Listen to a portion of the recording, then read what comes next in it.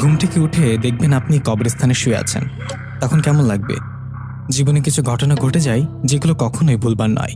আজ থেকে কয়েক বছর আগের কথা। রাতে আমার ঘুম ভাঙে ভীষণ ঠান্ডায়। আরে এত ঠান্ডা লাগছে কেন? ঘুমানোর সময় তো কম্বল গায়ে দিয়ে ঘুমিয়েছিলাম। কম্বলটা কই? এইভাবে চোখ খুললাম।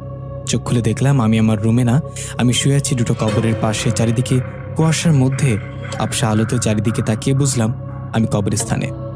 মুহূর্তে বুকের মধ্যে ধুকপুক করে উঠল। চোখ বড় বড় করে এদিক সেদিক তাকাতে লাগলাম। এটা কি দেখছি? এটা কি সত্যি নাকি স্বপ্ন? আমি কবরস্থানে কেন? আমার দুপাশে দুটো কবর। ভয়ে ভয়ে ডান পাশের কবরে তাকালাম।